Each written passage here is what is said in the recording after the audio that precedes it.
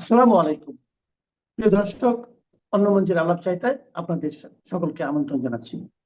সম্মানিত দর্শক, আমেরিকা আমাদের দক্ষিণ পূর্ব এশিয়াতে যেভাবে খেলার চেষ্টা করছে এই মুহূর্তে, গত মানে আমেরিকার গত 50, 60, 70 বছর কিংবা 100 বছরের ইতিহাসে কোনো অঞ্চলে তাদের আধিপত্য বিস্তারের জন্য এতটা শক্তি, এতটা কৌশল, এতটা অর্থ তারা বিনিয়োগ করেনি। এই মুহূর্তে বঙ্গোপসাগরকে কেন্দ্র করে, বাংলাদেশকে কেন্দ্র করে, আফগানিস্তানকে কেন্দ্র করে তারা যে মাস্টার প্ল্যান করছে, সেই মাস্টার প্ল্যানের কয়েকটি অংশ। প্রথম অংশ হলো তারা যে কোনো মূল্যে মায়ানমারের উপর তাদের আধিপত্য প্রতিষ্ঠা করতে চাচ্ছে। দ্বিতীয়ত হলো আফগানিস্তানের সঙ্গে তাদের যে সম্পর্কটি নষ্ট হয়ে গেছে, এই সম্পর্কটি তারা যে কোনো মূল্যে পুনঃস্থাপিত করতে চাচ্ছে, এমনকি আর একটা যুদ্ধ করে যদি আফগানিস্তান দখল করা যায় সেই কাজে তারা করার জন্য চেষ্টা চালিয়ে যাচ্ছে। এর কারণ হলো আফগান যে ভূখণ্ডটি, সেই ভূখণ্ডটি যদি চীন এবং রাশিয়া যুগপৎভাবে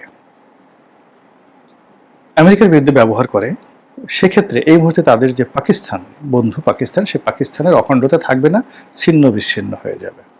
এই গেল আফগানিস্তান। অন্যদিকে যদি বঙ্গোপসাগর এবং মায়ানমার, পুরো মায়ানমার, স্পেশালি রাখাইন, এই এলাকাটার উপর যদি আমেরিকা তাদের আধিপত্য বিস্তার করতে না পারে, তাহলে এখানে যে একটা গ্রিন ইকোনমি এবং ব্লু ইকোনমি, সমুদ্র কেন্দ্রিক যে ইকোনমি, অর্থনীতি, ব্যবসা বাণিজ্য, এটাকে বলা হয় ব্লু ইকোনমি, এবং সবুজ বনভূমি, ফসলের মাঠ, বিস্তীর্ণ এলাকা, এটাকে বলা হয় গ্রিন ইকোনমি। আরেকটা আছে সয়েল ইকোনমি। যাই হোক, মানে এত তথ্যকথায় যাওয়ার দরকার নেই। তো মায়ানমারের বিস্তীর্ণ যে বনভূমি, তার সঙ্গে সঙ্গে বাংলাদেশের বিস্তীর্ণ বনভূমি, তাছাড়া আমাদের পার্বত্য এলাকা, এইগুলোকে কেন্দ্র করে কৌশলগতভাবে আমেরিকা এখানে এরকম একটা মিলিটারি বেজ গড়ে তোলার পরিকল্পনা করবে, যে বেজটা থেকে তারা চীনকে মোকাবিলা করতে পারবে। চীনের যে অংশটি কুনমিং, ওটা পাহাড়ি এলাকা। তো এখানে যদি সমুদ্র থাকে, সমুদ্রের সাথে সাথে যদি নিবিড় বনভূমি থাকে, আমাজনের মতো জঙ্গল থাকে, এবং তার মধ্যে যদি মিলিটারি বেস থাকে, তাহলে খুব সহজেই চায়নাকে হটিয়ে দেওয়া যায়। আর এই কাজটি তাদের খুব দ্রুত করতে হবে। এর কারণ হলো তাদের যে অর্থনীতির যে চাকা, এটা আর চলছে না। বিকজ আইফোন বলেন, ইলন মাস্কের কোম্পানি টেসলা বলেন, মাইক্রোসফট বলেন, গুগল বলেন, মেটা, ফেসবুক বলেন, এই জিনিসগুলো ক্রমশ প্রতিদিনই চীনের নিত্য নতুন টেক জায়ান্ট তাদের দ্বারা চ্যালেঞ্জের মুখোমুখি হচ্ছেন। এমনকি তাদের বন্ধু কোরিয়া এবং জাপান, তারাও প্রযুক্তিতে এখন আর চীনের সঙ্গে পেরে উঠছে না। ফলে চীনের বিওআইডি এখন জার্মান মার্সিডিস, বিএমডাব্লিউ, পোর্শে, তারপরে রেঞ্জ রোভার থেকে শুরু করে আমেরিকার যে নাম করা যে কোম্পানিগুলো রয়েছে যারা এই ভেহিকেল তৈরি করে, সেই ফোর্ড, তো তাদের সবাইকে টেকা দিচ্ছে। এমনকি জাপানের টয়োটা, মিৎসুবিশি, নিশান, মানে টয়োটা, হোন্ডা, মিৎসুবিশি, নিশান, এই কোম্পানিগুলো এখন অস্তিত্ব সংকটে পড়েছে। এবং আমি একটা ম্যাগাজিনে দেখলাম যে 3টি বৃহৎ কোম্পানি, অর্থাৎ নিশান, মিৎসুবিশি এবং টয়োটা, তারা মার্চ করছে একসঙ্গে। কল্পনা করতে পারে, শুধুমাত্র চায়নাকে মোকাবেলা করার জন্য। এর কারণ হলো যে ইউরোপ এবং মধ্যপ্রাচ্যকে পুঁজি করে আমেরিকা যে অর্থ উপার্জন করত, আফ্রিকাকে পুঁজি করে ফ্রান্স, জার্মানি, পর্তুগাল, এমনকি ইংল্যান্ড, তারা যে অর্থ উপার্জন করত, এটা 50-এর দশক থেকে। ওই যে সুয়েজ খাল চলে গেল, এরপর থেকে একটার পর একটা কলোনি তাদের হাতছাড়া হয়ে গেছে ইউরোপের। তো কাজেই এখন ইউরোপে যে অর্থনৈতিক সংকট, এটা কল্পনাই করা যায় না। আমেরিকাতে সেই সেম সংকট দেখা দিয়েছে। আর এজন্য তাদের দরকার হলো এশিয়ার মার্কেটে আধিপত্য বিস্তার করার জন্য, এবং যে কোনো মার্কেটে আধিপত্য বিস্তার করার জন্য সবার আগে দরকার হলো সামরিক কর্তৃত্ব অর্জন। এবং সেই সামরিক কর্তৃত্ব অর্জনের জন্য তারা এই বাংলাদেশে ডিপ স্টেট, পাকিস্তানের ডিপ স্টেট, শ্রীলঙ্কাতে ডিপ স্টেট, একটার পর একটা অঘটন ঘটিয়ে যাচ্ছে। কিন্তু এখন পর্যন্ত তারা পাকিস্তানের উপর নির্ভর করে কিংবা নিজেদের যে ফরেন মিনিস্ট্রি, স্টেট ডিপার্টমেন্ট, সেগুলোর উপর নির্ভর করে গত 2 বছরে বা 3 বছরে তারা কোনো ইমরান খানের পতন দিয়ে যেটা শুরু হলো, তারা এখন পর্যন্ত কোনো সফলতা দেখাতে পারেনি। এবং একেবারে সর্বশেষ তারা বাংলাদেশে যে ঘটনাটা ঘটিয়েছে তার প্রেক্ষিতে বাংলাদেশের সবকিছু এমনভাবে মুখ থুবড়ে পড়েছে, এখন এখানে আমেরিকাকে ছেড়ে দে মা কেঁদে বাঁচি। তাদের যে সকল বিনিয়োগ ছিল, সেটা শেভরন বলেন কিংবা একজন মোবিল বলেন, এমনকি বোয়িংয়ের যে মার্কেট ছিল, যা কিছু ছিল সব তছনছ হয়ে গেছে। ফলে কি হলো, আবার ঘুরে ফিরে তাদেরকে সেই পুরনো জায়গাতে ফিরে যেতে হচ্ছে।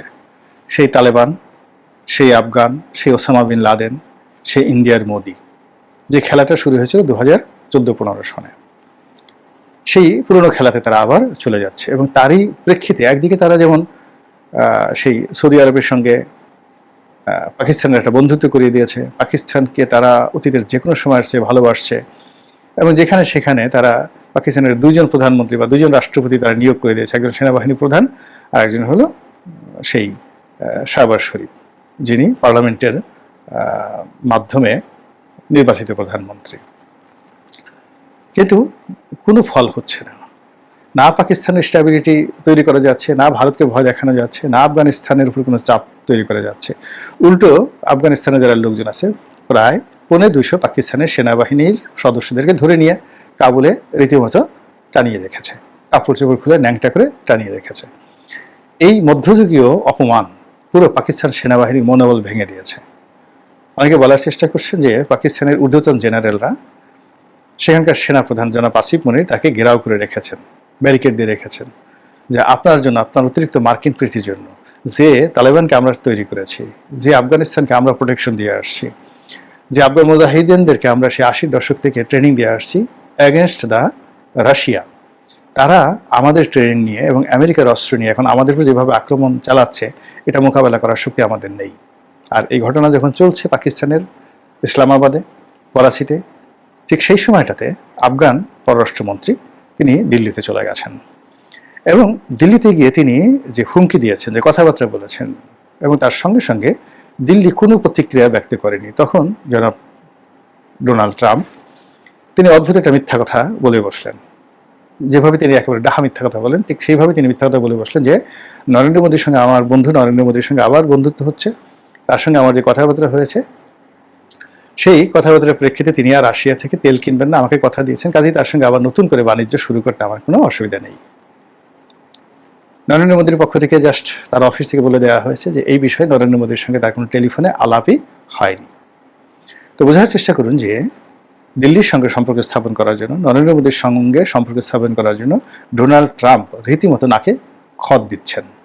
এর কারণটা হলো, এই মুহূর্তে আফগানিস্তান এবং দিল্লি, অর্থাৎ কাবুল এবং দিল্লি এবং ওয়াশিংটন, এই ত্রয়ী যে সম্পর্ক, সেই সম্পর্কটি যদি স্থাপিত হয়, তাহলেই তারা যা করতে চাচ্ছে এই অঞ্চলে সেটি সম্ভব। এর কারণ হলো, গত 3 বছর ধরে বাইডেন প্রশাসনের জমানা থেকে তারা যে কাজগুলো করছে, পাকিস্তানের মাধ্যমে করার চেষ্টা করছে, তারা সরাসরি ভারতকে অ্যাভয়েড করে নিজেরা যে কাজগুলো করার চেষ্টা করেছে, তাদের ডিপ স্টেট পলিসির মাধ্যমে করার চেষ্টা করেছে, ইউরোপের মাধ্যমে করার চেষ্টা করেছে, তারপরে তাদের যারা দোসর রয়েছে, এনজিও রয়েছে, সেই দোসর এনজিওদের মাধ্যমে তারা করার চেষ্টা করেছে। কেবল বাংলাদেশ নয়, বাংলাদেশ, মালদ্বীপ, শ্রীলঙ্কা, নেপাল, সব জায়গাতে তারা চেষ্টা করেছে, এবং সব জায়গাতে তারা ব্যর্থ হচ্ছে। বরং তারা জেনারেল পারভেজ মোশাররফের পরে পাকিস্তানের যে পরিবেশ পরিস্থিতি তারা তৈরি করে ফেলেছিল, এবং সেই পরিস্থিতির সময়টিতে ভারতের মাধ্যমে তারা বাংলাদেশ এবং পাক ভারত উপমহাদেশের অন্যান্য রাষ্ট্রে তারা যে মার্কিন আধিপত্য তারা বহাল রেখেছিল, সেটা তাদের কাছে এখন ব্যবসায়িক দিক থেকে, সামরিক দিক থেকে এবং অ্যাজ এ হোল সামগ্রিক দিক থেকে তারা মনে করেছে সেটি লাভজনক। এবং সেই কাজটি করার জন্য এখন আমেরিকা রীতিমতো মরিয়া হয়ে পড়েছে। আর আমেরিকা এই যে হঠাৎ করে যে দিল্লির দিকে ঝুঁকলো এবং নতুন করে নরেন্দ্র মোদীর সাথে বন্ধুত্ব করার জন্য যে পায়তারা তারা শুরু করেছে, তার ফলে বাংলাদেশকে নিয়ে তাদের যে হিসাব, এবং এখানে যারা আমেরিকার লবিস্ট, আমেরিকার দোসর, আমেরিকার দালাল, আমেরিকার যে ডিপ স্টেট পলিসি, তার যে সকল গুপ্ত এজেন্ট এই বাংলাদেশে আছে, যে সকল মৌলবাদী সংগঠনের সঙ্গে আমেরিকার ইতিমধ্যে গোপনে আলাপ আলোচনা হয়েছে, সব হিসাব এলোমেলো হয়ে যাবে। এবং সব হিসাব যদি এলোমেলো হয়, তাহলে কাউন্টার হিসাব, পাল্টা হিসাব কি হতে পারে সেটা